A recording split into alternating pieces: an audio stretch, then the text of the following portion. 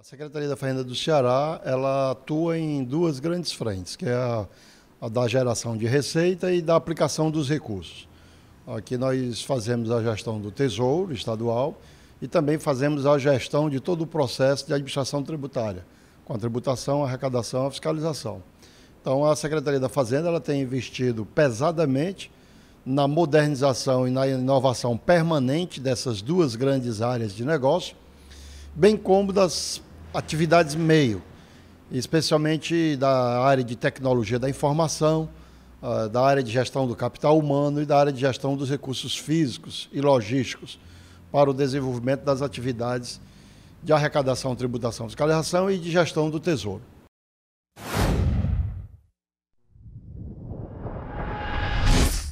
Bom, a Secretaria da Fazenda do Ceará ela tem investido numa nova lógica de tributação, arrecadação e fiscalização.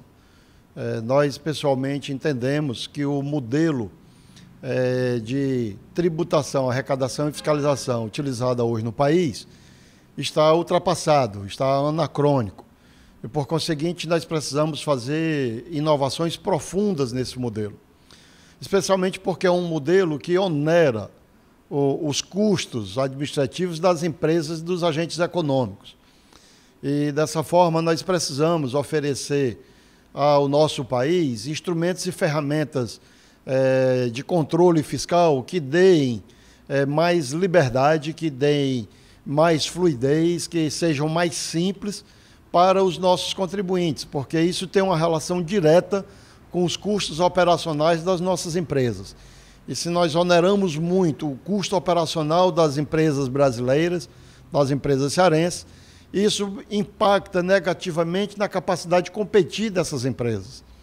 Então, nós precisamos fazer com que os nossos modelos de tributação, arrecadação e fiscalização sejam modelos simples, fáceis de serem aplicados, claros e objetivos, e dessa forma a gente oferecer ao sistema de arrecadação e tributação modelos bem mais simplificados de cobrança de tributos. E é isso que o Ceará tem feito.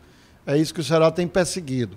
A nossa intenção é sair de um modelo arcaico, anacrônico, para um modelo moderno, para um modelo transparente, para um modelo que nos permita atuar em tempo real. Coisa que no modelo presente do Estado brasileiro, isso é coisa realmente ultrapassada, já que é calcado em modelos manuais, modelos artesanais de cobrança de tributo, e isso não se aplica a um Estado moderno.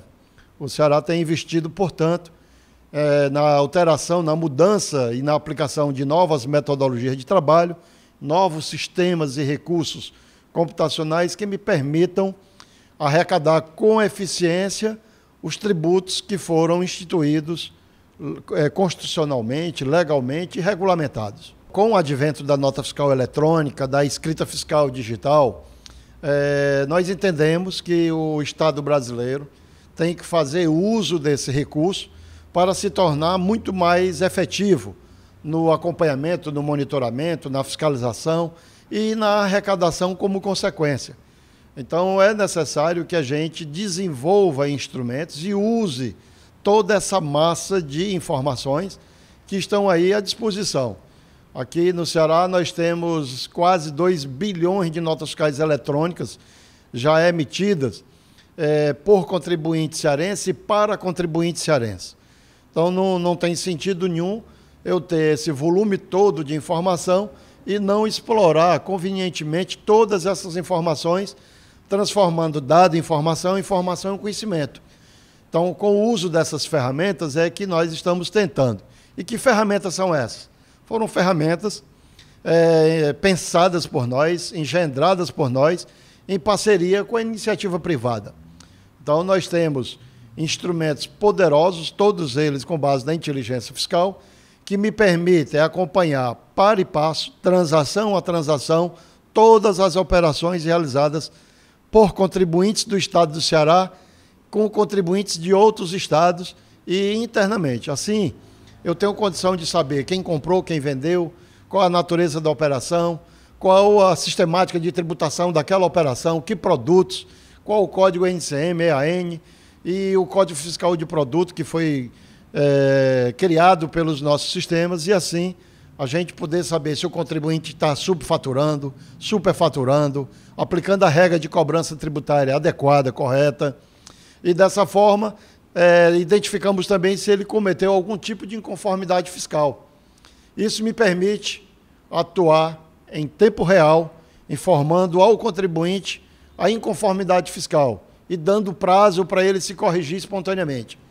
Se ele não fizer a correção, se ele não justificar aquela inconformidade fiscal, ele será fiscalizado, autuado, será submetido a regime especial de caixa, de fronteira, enfim, todos os métodos de combate à evasão fiscal que nós criamos e desenvolvemos para tratar adequadamente a evasão fiscal.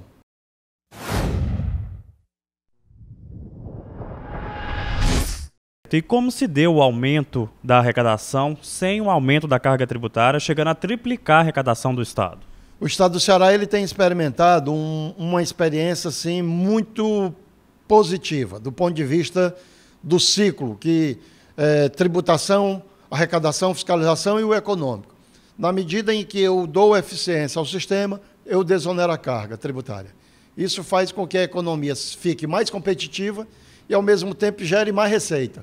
Então, nós estamos vivendo, nesse momento, um ciclo que eu reputo como um ciclo virtuoso, em que o contribuinte cada vez mais é estimulado pelo processo de educação, conscientização e eficientização dos nossos controles a recolher voluntariamente com seus tributos.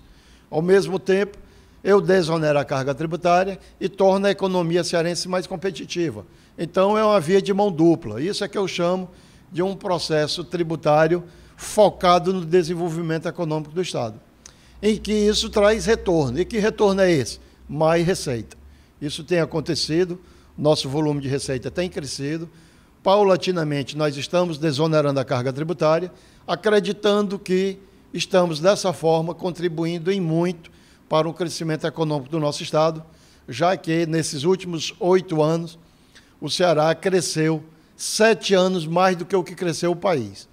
Então, mostra que nós estamos no caminho certo.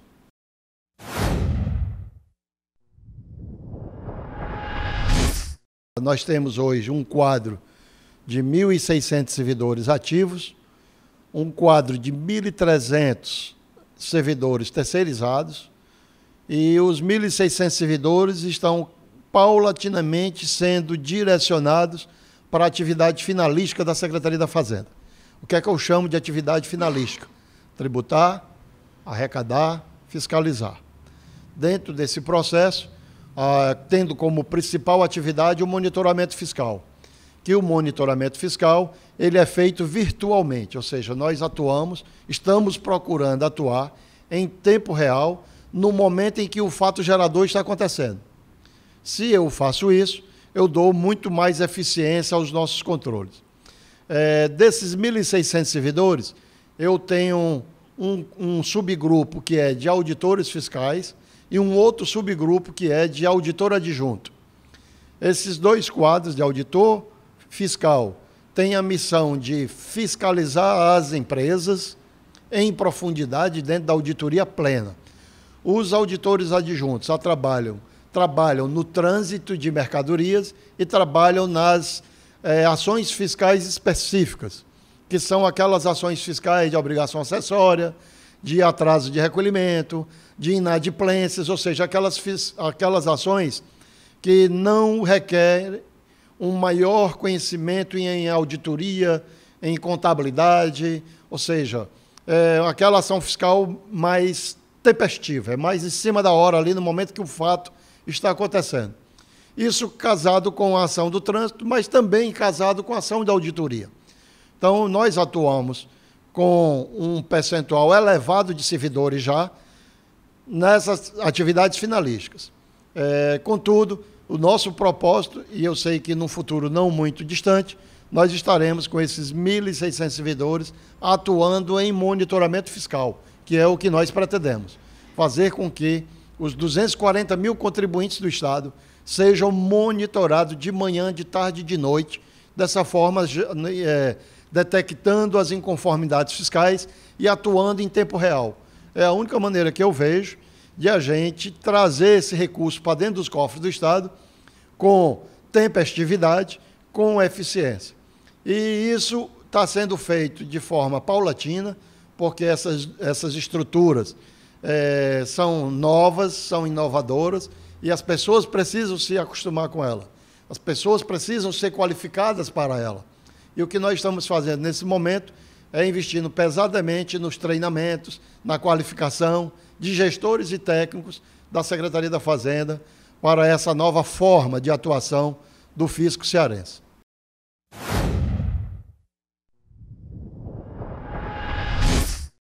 Esse processo de inovação e modernização, ele é um processo que gera muita preocupação para quem já está no sistema. As pessoas normalmente olham com muita desconfiança todo o processo de inovação, porque ficam com medo de perder poder, ficam com medo de perder espaço, ficam com medo de serem descartadas. Mas o objetivo desse processo, ele é o mais promissor possível, é o que eu tenho dito para os meus colegas, que servidor de carreira que sou como auditor fiscal, e tenho colocado isso muito enfaticamente para todos eles. A maior garantia de que nós morreremos será pela obsolescência. Se a gente cruzar os braços, já achar que está tudo muito bem, nós vamos ficar defasados, vamos ficar obsoletos, despreparados, desqualificados, aí nós não vamos poder mais nos encaixar dentro de um sistema que tem que ser eficiente em todos os sentidos. Então, ter medo do novo, não se preparar, não se qualificar, não querer as mudanças, não desejar essas mudanças, é a garantia e a certeza de que dentro em breve nós estaremos fora do mercado. Então, o fazendário que se preza, ele não pode ter medo do novo, ele não pode ter medo da inovação, ao contrário, ele tem que se engajar no processo, porque já no nascedouro ele já começa a se incluir. Se ele se exclui, paulatinamente ele vai sendo colocado à margem. E o sistema econômico, o sistema tributário moderno, não permite que a gente se dê por satisfeito, cruze os braços e fique obsoleto. As forças corporativas, elas são, eu considero como forças normais e naturais. Existe o corporativismo salutar e existe o corporativismo negativo. O corporativismo negativo é que leva a instituição e a organização para a obsolescência. Esse corporativismo, ele realmente tem que ser superado, ele não pode prevalecer em detrimento dos interesses da sociedade brasileira, da sociedade cearense. Então, nós temos, sim, que pela força corporativa, brigar pelos nossos direitos, ter uma carreira típica de Estado, ter pessoas bem remuneradas, pessoas com autonomia e com liberdade de atuar em todos os sentidos, para combater a sonegação, para combater o crime organizado, com toda a força, com toda a ênfase, com apoio do Ministério Público, com apoio da Polícia, Polícia Federal, Estadual, enfim, com toda a força possível para a gente combater as grandes mazelas que afetam a nossa sociedade, que é a atuação do crime organizado, que passa pela sonegação, passa por roubo de carga, passa por tráfico de droga, tráfico de pessoas, enfim, de uma série de modalidades criminosas que são tão prejudiciais. E nós, fazendários, temos que lutar, sim, pela nossa lei orgânica, temos que lutar, sim, pelo reconhecimento de que fazemos parte de uma carreira típica de Estado, onde a essência do Estado é sustentada pela nossa atuação. Nós consideramos que é produto da nossa atuação que possibilita aos nossos governantes, aos nossos líderes políticos, a conduzirem os destinos da nossa sociedade. Assim, nós, fazendários, não podemos ter medo do novo, ao contrário, nós temos que brigar pelo novo, brigar pela modernidade, brigar pela eficientização dos nossos processos, porque desta forma nós estaremos cumprindo muito bem a nossa missão. E qual é a missão? Levar o povo brasileiro, levar a sociedade cearense a níveis de desenvolvimento que ofereçam oportunidade de qualidade de vida, oportunidade de emprego e renda para toda a sociedade cearense e para toda a sociedade brasileira. E dessa forma, termos um Estado moderno para competir com o Estado chinês, com o Estado japonês, com o Estado americano, com os vários mercados mundiais que são extremamente competitivos. Por conseguinte, nós não podemos ter medo, nós não podemos estar receosos, porque atropelados seremos se a gente continuar com medo e com receio da inovação. Então, nós não podemos nunca abrir mão da inovação.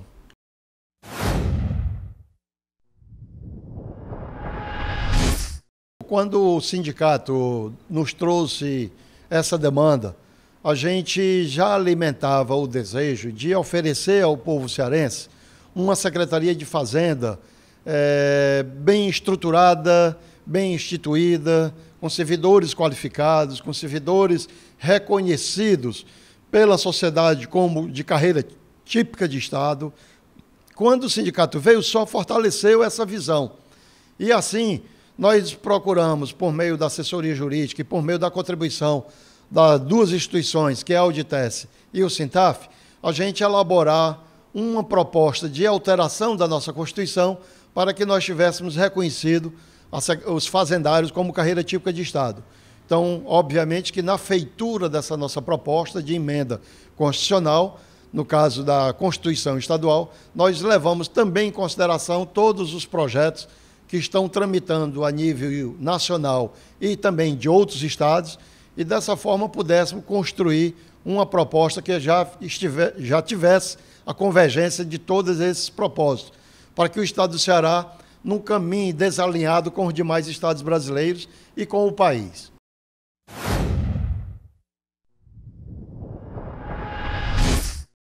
Nós já temos dentro da nossa carreira esses dois grandes eixos, a que eu me referi, que é o de auditor fiscal e o auditor adjunto. Houve concurso para analista de sistema, que também nós já incorporamos a essa carreira, analista financeiro, que também incorporamos a essas carreiras, e analista jurídico, que também nós incorporamos, por entender que nós só precisamos de dois grandes eixos. O de auditoria, que cuida da fiscalização das empresas, e o de auditoria adjunto, que cuida das demais ações e intervenções do fisco. Essas categorias, quanto mais fragmentadas, mais conflituosas. Então, quanto menos categorias, quanto menos grupos, subgrupos, melhor, porque nós passamos a ter uma organização mais harmônica, uma organização mais convergente. Fragmentar isso em torno de estrutura de cargos extremamente diversificados é você estar implementando ambientes extremamente conflituosos, o que não é bom para o desempenho da instituição. Por isso, no Ceará, nós brigamos, inclusive, para uma carreira única, para cargo único dentro da estrutura.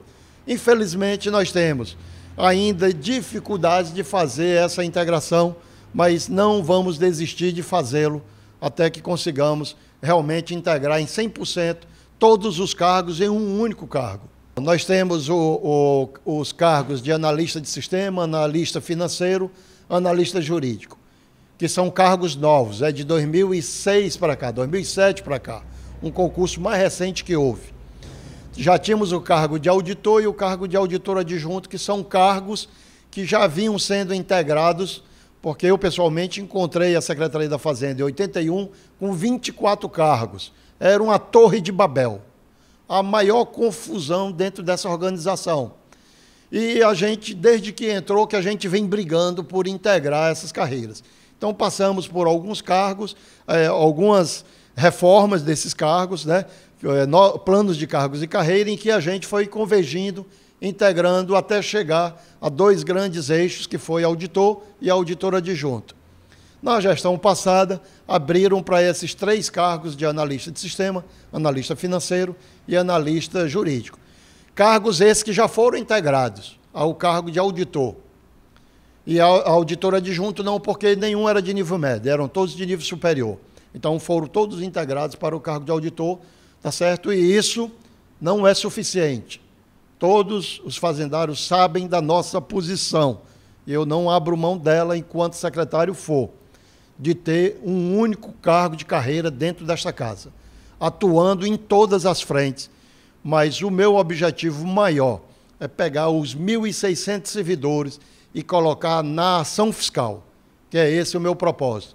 As demais atividades podem ser desenvolvidas por pessoas terceirizadas, que fazem um trabalho espetacular dentro da nossa organização de suporte e apoio à atividade finalística, já que essa atividade ela é vinculada. Eu não posso fazer lançamento de crédito tributário com um terceirizado, eu só posso fazer com o fazendário. Como eu tenho 240 mil contribuintes e só tenho 1.600 servidores, a equação está simples da gente entender por que eu quero 1.600 servidores atuando no lançamento dos créditos tributários.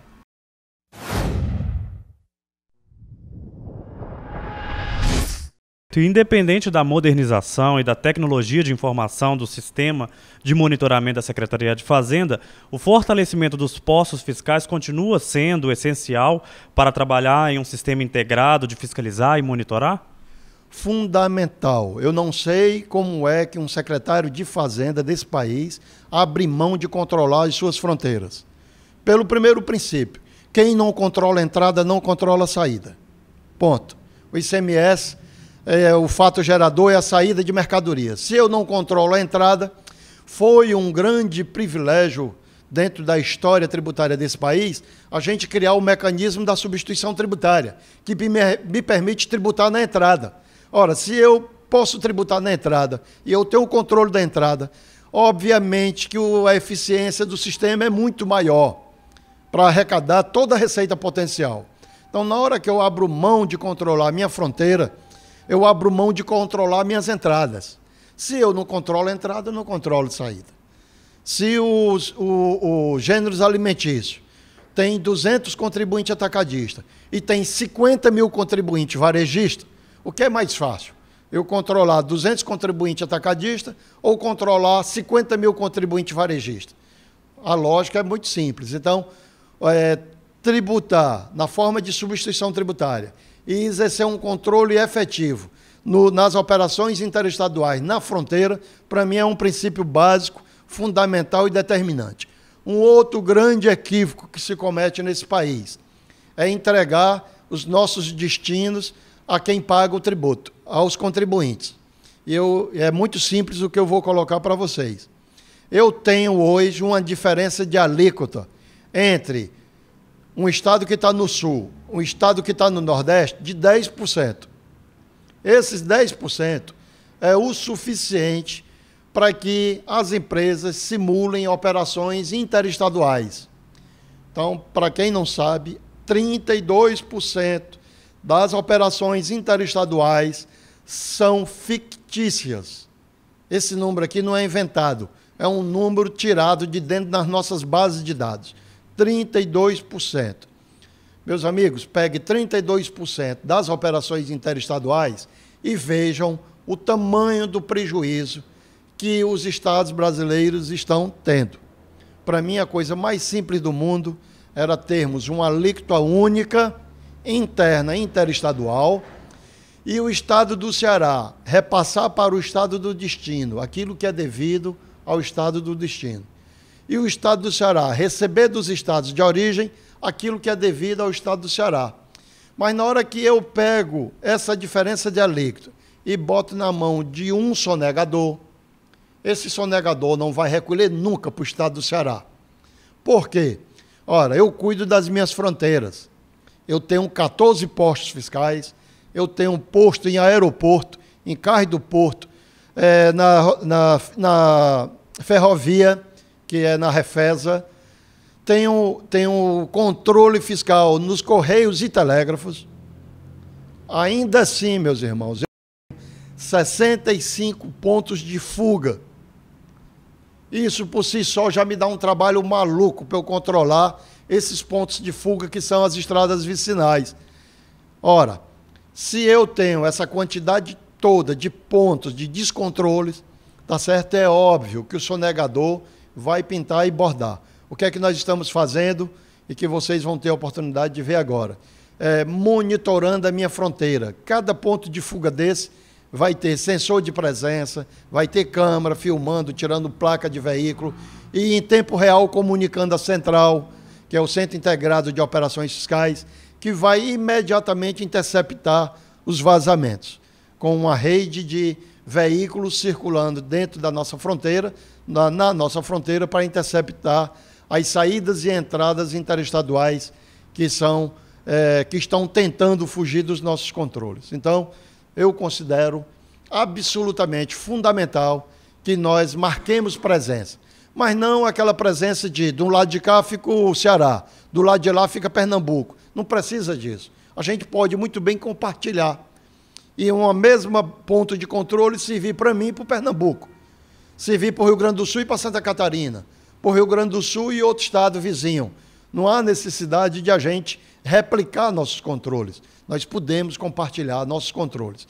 Além disso, existe um grave problema de segurança nesse país que com a nossa presença eu consigo controlar. Vocês vão ver agora ali que os nossos scanners estão detectando transporte de cocaína dentro das cargas.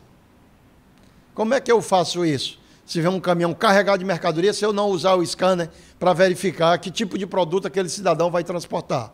Então, obviamente, que transporte de droga, transporte de arma, transporte de tráfico de gente dentro desses veículos, a gente intercepta quando a gente tem uma fronteira sob controle.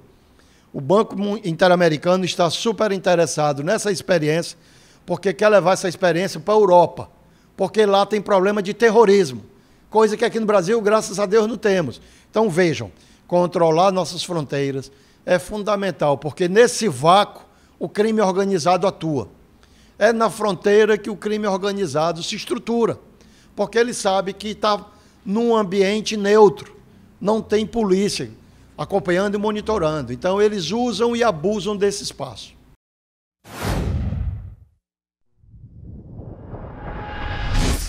Com a sua experiência, né, em outros órgãos, você trouxe para a Secretaria de Fazenda o serviço de inteligência fiscal. Como é que funciona essa atividade? Esse, para mim, é o serviço que mais vai crescer. Tem crescido muito, mas é que vai crescer muito mais. Por quê? Porque é um serviço especializado, é fruto de uma experiência que eu vivi no Exército Brasileiro, foi lá que eu aprendi a usar ferramentas e inteligência e tratar a informação com inteligência, porque quem não trata as suas informações não gera conhecimento, especialmente o conhecimento voltado para o combate ao crime organizado.